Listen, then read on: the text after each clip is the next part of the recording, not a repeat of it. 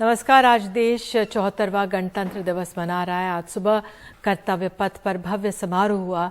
26 जनवरी की परेड की सलामी राष्ट्रपति द्रौपदी मुर्मू ने ली। मिस्र के राष्ट्रपति अब्देल फताह अल सिसी कार्यक्रम के मुख्य अतिथि रहे। प्रधानमंत्री, रक्षा मंत्री समेत सभी जो महत्वपूर्ण आला अधिकारी हैं मौके पर मौजूद थे।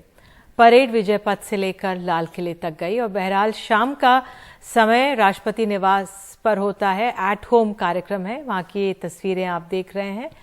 और इस कार्यक्रम में तमाम राजनीतिक दलों के नेता और विशिष्ट लोग मौजूद हैं।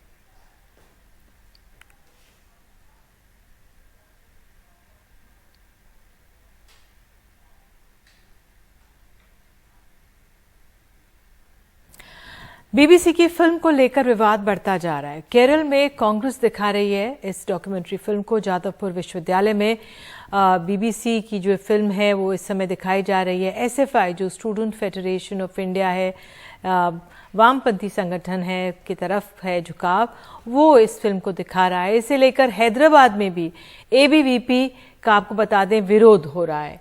और जेएनयू जामिया में हमने देखा हंगामा इसको लेकर कल हुआ था। और जो हैदराबाद से आप तस्वीरें देख सकते हैं, एबीवीपी में के छात्र किस तरह से विरोध प्रदर्शन इसका कर रहे हैं।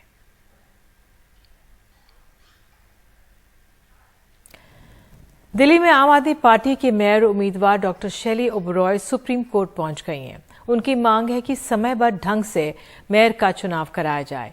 इस मामले में शुक्रवार को सुनवाई हो सकती है। इससे पहले एमसीडी में 2 बार मेयर के चुनाव से पहले हंगामा हुआ। चुनाव टल गया। सदन अनिश्चितकाल के लिए स्थगित हुआ।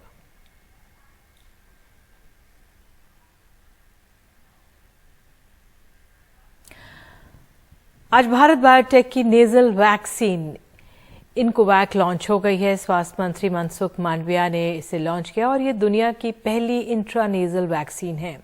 इसे बूस्टर डोज की तरह भी इसको प्रयोग किया जा सकता है। सरकारी अस्पतालों में ये 325 रुपये में मिलेगी, जबकि निजी अस्पतालों में 800 रुपये बताया जा रहा है। ये कोविन ऐप पर भी मिलेगी। ये वैक्सीन 18 साल से ऊपर के लोगों के लिए है।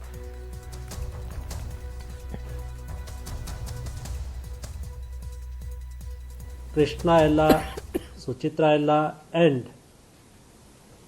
बायोटेक्नोलॉजी डिपार्टमेंट को अभिनंदन देना चाहता हूं कि आप लोगों के एक्सपर्टाइज टेक्नोलॉजी डेवलपमेंट बोर्ड के आर्थिक सहयोग से आपने नेजल वैक्सीन का निर्माण किया।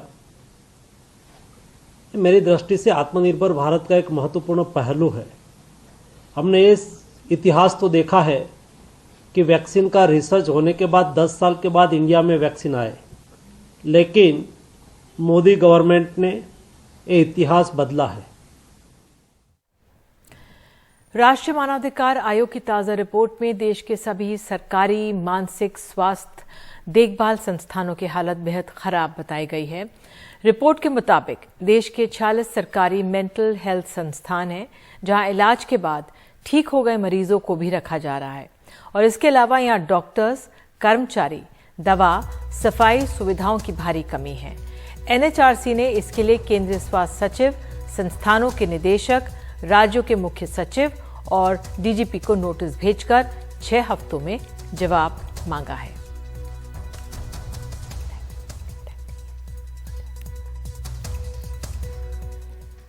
महाराष्ट्र से खबर है। महाराष्ट्र में पुणे के दौंड में दिल दहला देने वाली वारदात सामने आई है। अपने बेटे की मौत का बदला लेने के लिए आरोपियों ने अपने ही रिश्तेदार के 7 लोगों को मौत के घाट उतारकर शव नदी में फेंक दिए। शुरू में यह सामूहिक खुदकुशी का मामला लगा, लेकिन जब पुलिस ने जांच की तो हत्या की पूरी साजिश बेनकाब हुई।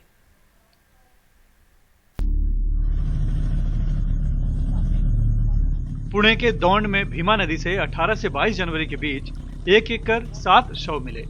शुरू में तो पुलिस को लगा कि ये खुदकुशी का मामला है, लेकिन एक मृतक महिला के पास से मिले मोबाइल के जरिए जब पुलिस ने मृतकों की शिनाख्त की तो पता चला कि सभी एक ही परिवार के हैं। मृतकों में पवार दंपति, उनकी बेटी और दामाद के साथ 3 से 7 साल के 3 मासूम नाती भी थे। इलाके में सनसनी फैल गई और पुलिस के भी हाथ पांव फूल गए। पुलिस ने जांच आगे बढ़ाई तो जो सामने आया वो और भी हैरान करने वाला था। इन 7 लोगों का मर्डर किया गया है और ये मर्डर उनके ही रिश्तेदार परिवार जो उसी गांव में रहता है उन्होंने किया है।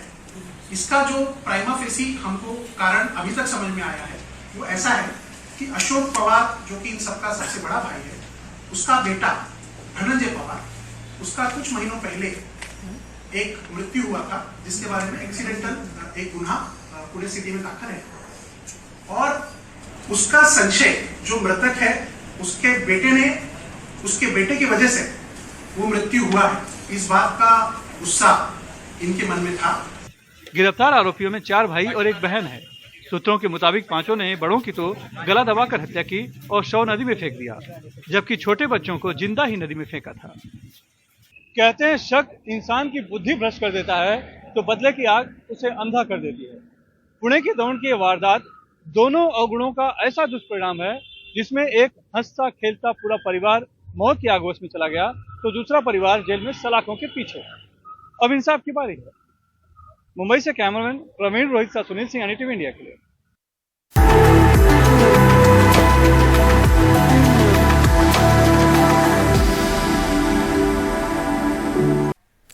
तो आपको जाते जाते संसद में लेजर शो की तैयारी के दृश्य दिखाते हैं। 29 को लेजर शो होगा, उसकी तैयारियां यहाँ पर चल रही हैं।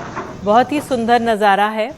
बीटिंग द रिट्रीट के बाद होता है ये पूरा लेजर शो, लेकिन इस तरह से जगमगा रहा है कर्तव्य पथ, हम देख सकते हैं। और जी, तो ये है लेजर शो जो आज हम देख पा रहे हैं, लेकिन इसका जो आधिकारिक आयोजन है वो बीटिंग द रिट्रीट के बाद होना है 29 तारीख को।